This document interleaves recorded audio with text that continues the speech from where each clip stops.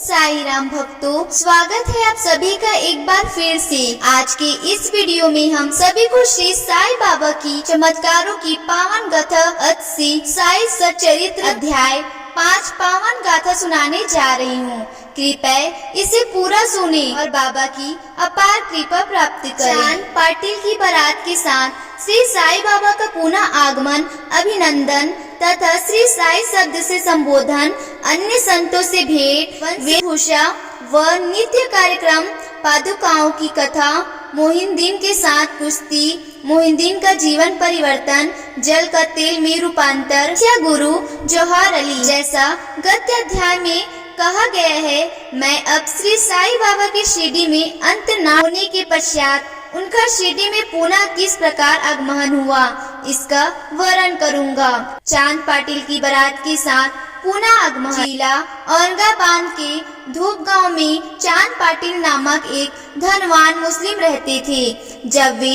औरंगाबाद को जा रहे थे तो मार्ग में उनकी घोड़ी खो गई। 2 मास तक उन्होंने उसकी खोज में घोर परिश्रम किया, परंतु उसका कहीं पता न चल सका।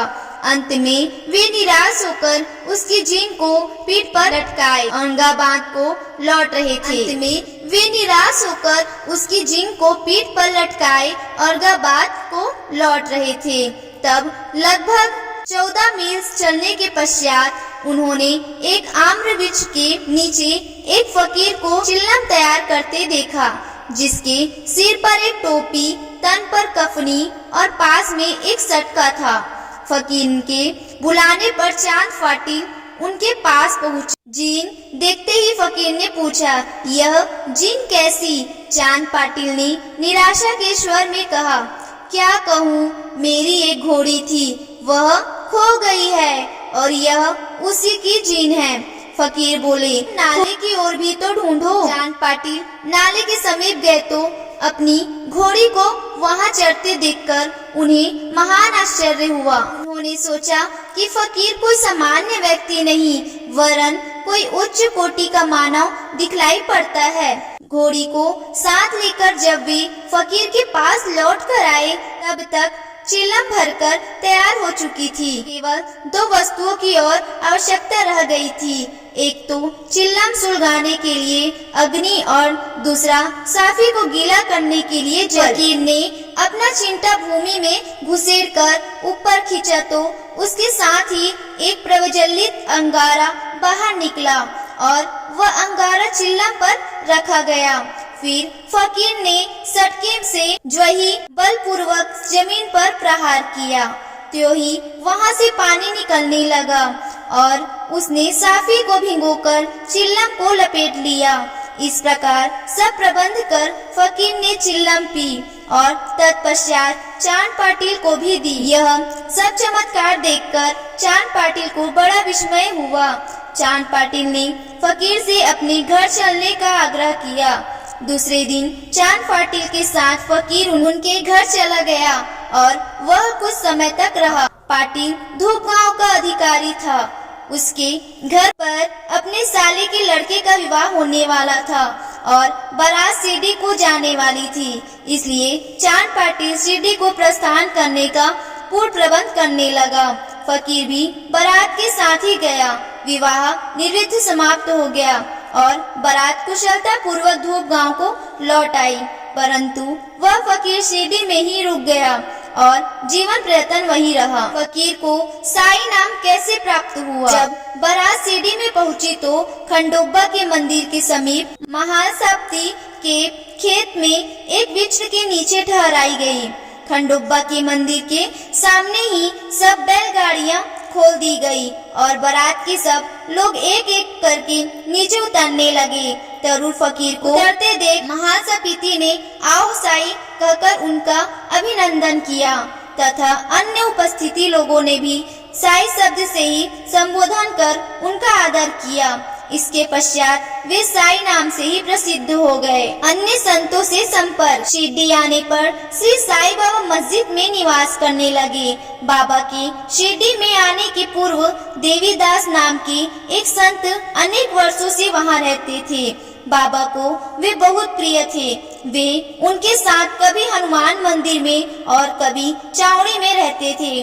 कुछ समय के पश्चात जानकीदास नाम के एक संत का भी शिरडी में आगमन हुआ। अब बाबा जानकीदास से वार्तालाप करने में अपना बहुत सा समय व्यतीत करने लगे। जानकीदास भी कभी कभी बाबा के स्थान पर चले आया करते थे और पुरतांबे के श्री गंगाधीर नामक एक पारिवारिक वैश्य संत भी बहुधा बाबा के पास आया जाया करते थे। जब प्रथम बार उन्होंने श्री साईं बाबा को बगीचा सींचने के लिए पानी धोते देखा तो उन्हें बड़ा अचंभा हुआ। वे स्पष्ट शब्द से कहने लगे कि शिरडी परम भाग्यशालिनी है, जहाँ एक अमूल्य हीरा है जिन्हें तुम इस प्रकार परिश्रम करते हुए देख रहे हो। वे कोई सामान्य पुरुष नहीं है, अपितु यह भूमि बहुत भाग्यशालिनी तथा महान पुण्य भूमि है। इसी कारण इसे यह रत्न प्राप्त हुआ है। इसी प्रकार श्री अक्कलकोट महाराज के एक प्रसिद्ध शिष्य संत आनंदनाथ जो कुछ शिरडी निवासियों के साथ शिरडी पधारे, उन्होंने भी स्पष्ट कहा कि यद्यपि ब्राह्मण दृष्टि से ये साधारण व्यक्ति जैसे प्रतीत होते हैं, परंतु ये सचमुच असाधारण व्यक्ति हैं। इसका तुम लोगों को भविष्य में अनुभव होगा। ऐसा कहकर वे येवला को लौट गए। यह उस समय की बात है जब शिरडी बहुत ही साधारण सा गांव था और साईं बाबा छोटी उम्र के थे। बाबा का रहन सहन वह नित्य कार्यक्रम। तरुण अवस्था में श्री साईं बाबा ने अपने केस कभी भी नहीं कटाए और वे सदैव एक पहलवान की तरह रहते थे। जब वे रहता जाते तो वहाँ से वे गेंदा, जाई और जूही के पौधे मोल ले आया करते थे। वे उन्हें स्वच्छ करके उत्तम भूमि देखकर लगा देते और स्वयं सींचते थे। वामन तात्या नाम के एक भक्त इन्हें नित्य प्रति 2 मिट्टी के घड़े दिया करते थे। इन घड़ों के द्वारा बाबा स्वयं ही पौधों में पानी डाला करते थे। वे स्वयं कुएं से पानी खींचते और संध्या समय घड़ों को निम्न वृक्षों के नीचे रख देते थे। जैसे ही घड़े वहां रखते वैसे ही वे फूट जाया करते थे, क्योंकि वे बिना तपाए और कच्ची मिट्टी के बने रहते थे। दूसरे दिन तात्या उन्हें फिर 2 नए घड़े दे दिया करते थे। यह क्रम 3 वर्षों तक चला और श्री साईं बाबा के कठोर परिश्रम तथा प्रयत्न से वहाँ फूलों की एक सुंदर फुलवाली बन गई। आजकल इसी स्थान पर बाबा के समाधि मंदिर की भव्य इमारत शोभायाम है, जहाँ शस्त्रों भक्त आते जाते रहते हैं। नीम वृक्ष के नीचे पादुकाओं की कथा। श्री अक्कलकोट महाराज के एक भक्त जिनका नाम भाई कृष्ण जी अलीबागकर था, उनके चित्र का नित्य प्रति का नाम भाई कृष्ण जी अलीबागकर था। उनके चित्र का नित्य प्रति पूजन किया करते थे।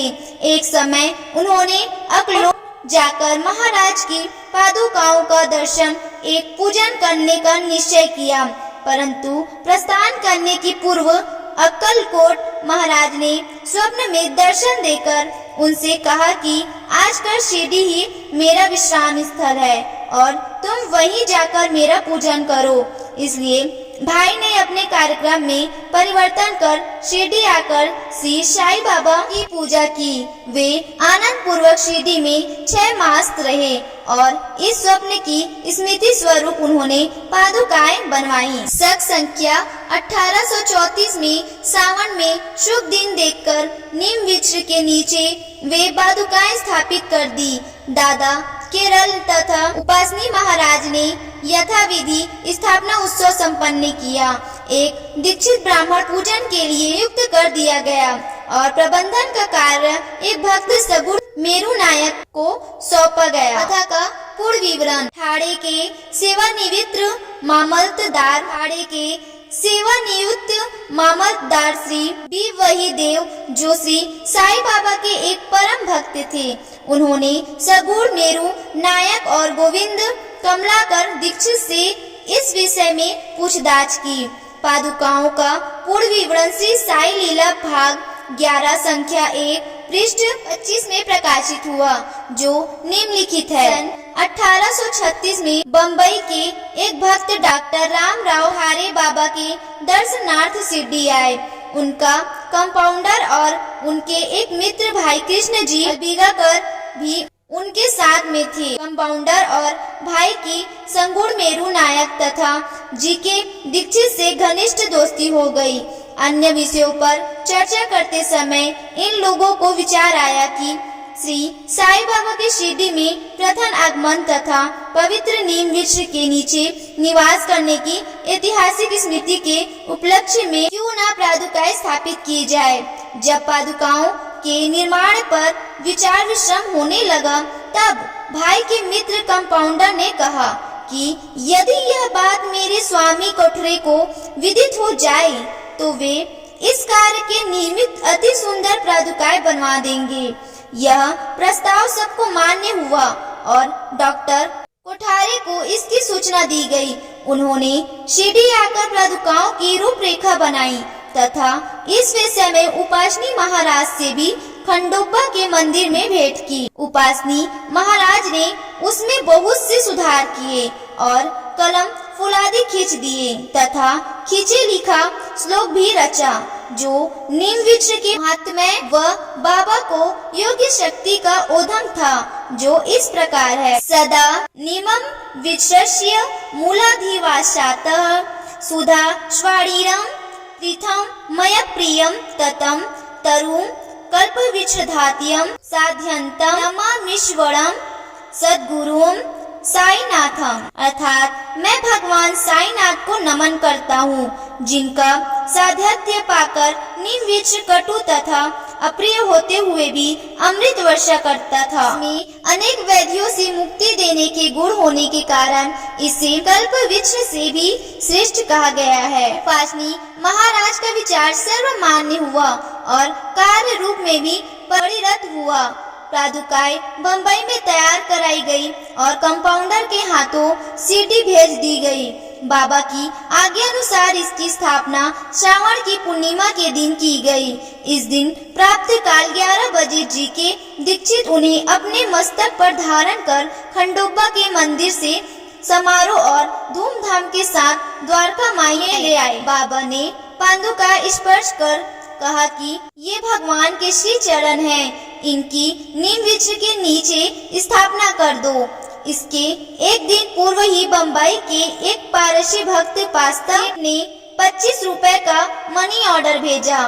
बाबा ने ये रुपए पादुकाओं की स्थापना के निमित्त दे दिए। स्थापना में कुल 100 रुपए व्यय हुए, जिनमें 75 रुपए चंदे द्वारा एकत्रित हुए।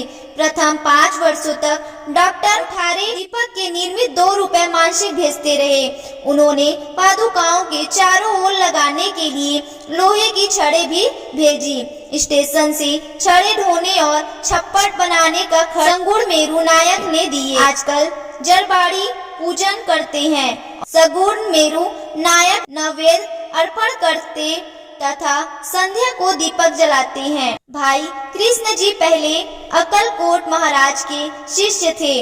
अक्कलकोट जाते हुए वे संख्या 1834 में पादुका स्थापन के शुभ अवसर पर शिरडी आए और दर्शन करने के पश्चात जब उन्होंने बाबा से अक्कलकोट प्रस्थान करने की आज्ञा मांगी, तब बाबा कहने लगे, अरे अक्कलकोट में क्या है, तुम वहाँ व्यर्थ क्यों जाते हो, वहाँ के महाराज तो यही हैं। यह सुनकर भाई ने अक्कलकोट जाने का विचार त्याग दिया। पादुकाएं स्थापित होने के पश्चात वे बहुधा शिरडी आया करते थे। श्री वी वही देव ने अंत में ऐसा लिखा है कि इन सब बातों का विवरण हेमाड पंत को विदित नहीं था, अन्यथा वे श्री साई सच्चरित्र में लिखना कभी नहीं भूलते। मोहिउद्दीन तंबोली के साथ कुश्ती और जीवन परिवर्तन। शिरडी में एक पहलवान था जिसका नाम मोहिउद्दीन तंबोली था। बाबा का उससे किसी विषय पर मतभेद हो गया। फलस्वरूप दोनों में कुश्ती हुई और बाबा हार गए।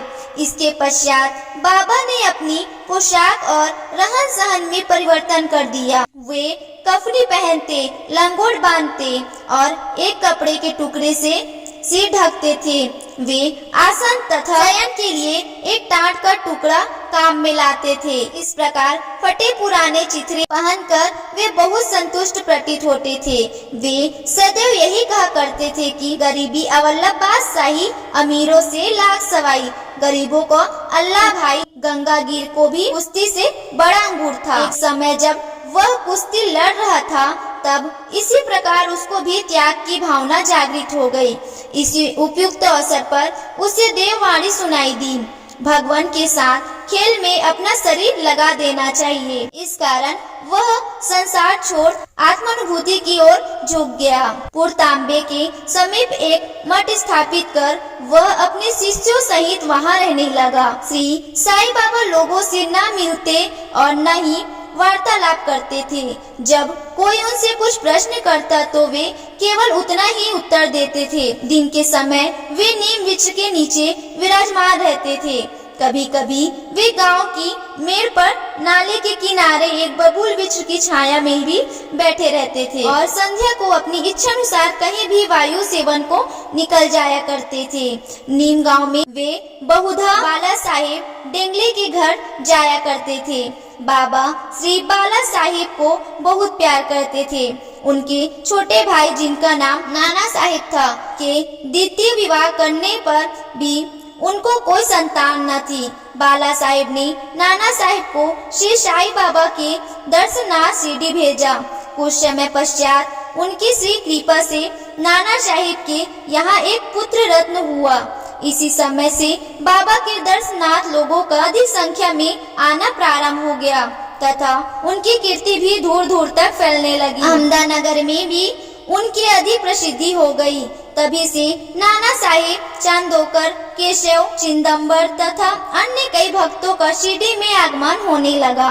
बाबा दिन भर अपने भक्तों से घिरे रहते और रात्रि में जीर्ण शीर्ण मस्जिद में शयन करते थे। इस समय बाबा के पास कुल सामग्री चिल्लम, तंबाकू एवं टमरेल, एक लंबी कफनी, सिर के चारों ओर लपेटने का कपड़ा और एक सटका था जिसे वे सदा अपने पास रखते थे। सिर पर सफेद कपड़े का एक टुकड़ा वे सदा इस प्रकार बांधते थे कि उसका एक छोर बाएं कान पर से पीठ पर गिरता हुआ ऐसा प्रतीत होता था मानो बालों का जुड़ा हो।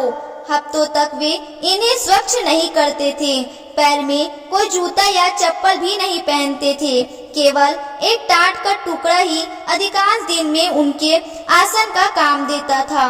वे एक कॉफिन धारण करते और सर्दी से बचने के लिए दक्षिण मुंह को धूनी से तपते थे। धूनी में लकड़ी के टुकड़े डाला करते थे तथा अपना अहम इच्छाओं और समस्त विषय आसक्तियों को उसमें आहुति दिया करते थे।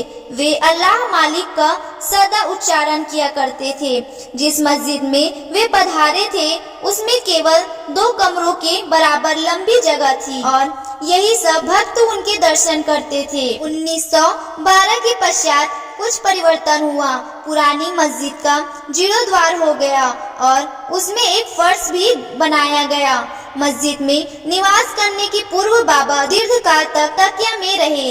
वे पैरों में घुंघरू बांधकर प्रेम विल्लह होकर सुंदर नृत्य व गायन भी करते थे। जल का तेल में परिवर्तन। बाबा को प्रकाश से बड़ा अनुराग था।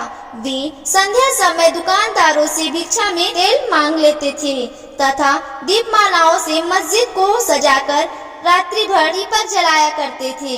यह क्रम कुछ दिनों तक ठीक इसी प्रकार चलता रहा।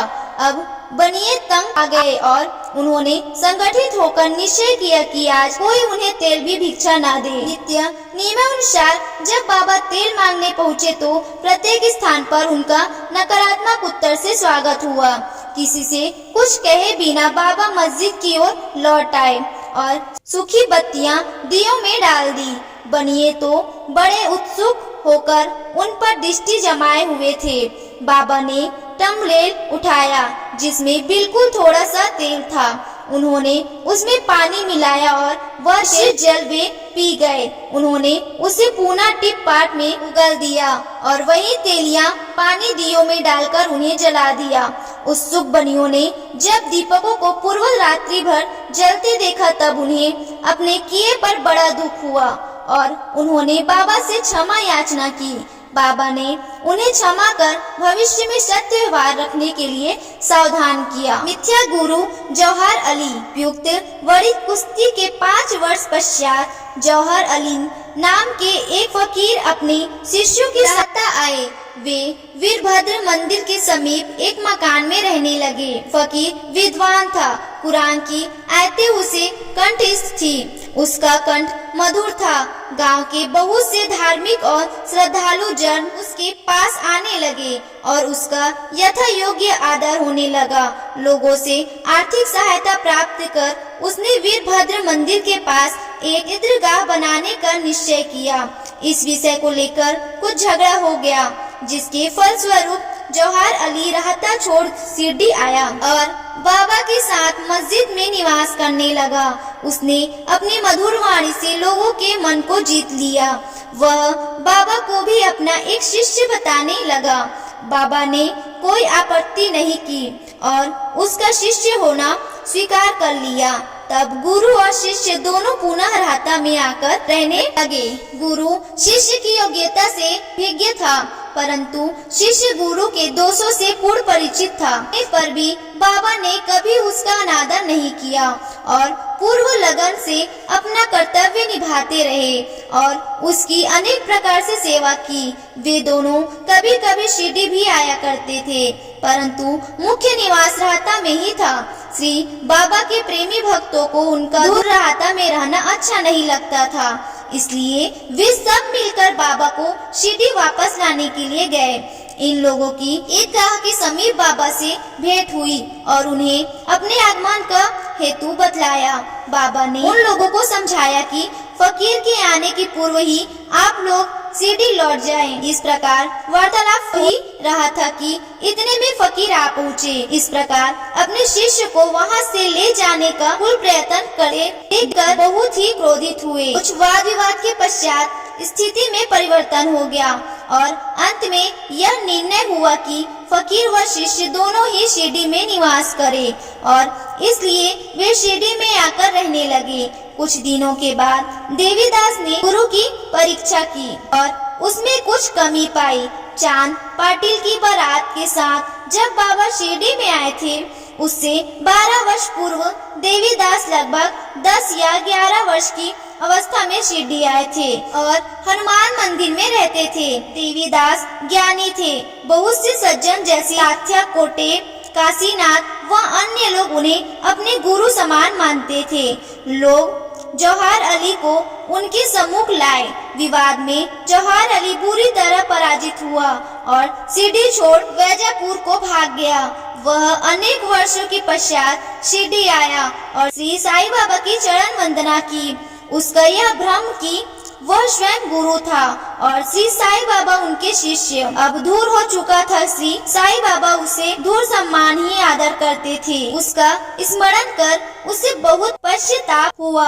इस प्रकार श्री साईं बाबा ने अपने प्रत्यक्ष आचरण से आदर्श उपस्थित किया कि अहंकार से किस प्रकार छुटकारा पाकर शिष्य के कर्तव्य का पालन कर जिस तरह आत्मानुभव की ओर अग्रसर होना चाहिए, वह वर्णित कथा महासापीति के कथानुसार है। अगले अध्याय में रामनवमी का त्योहार, मस्जिद की पूर्ण हालात एवं पश्चात उसके जीर्णोद्धार इत्यादि का वर्णन होगा। तो कैसा लगा आपको हमारा ये वीडियो? अगर आपको हमारा ये वीडियो अच्छा लगा होगा तो वीडियो को लाइक और चैनल को सब्सक्राइब करना ना भूलें। धन्यवाद।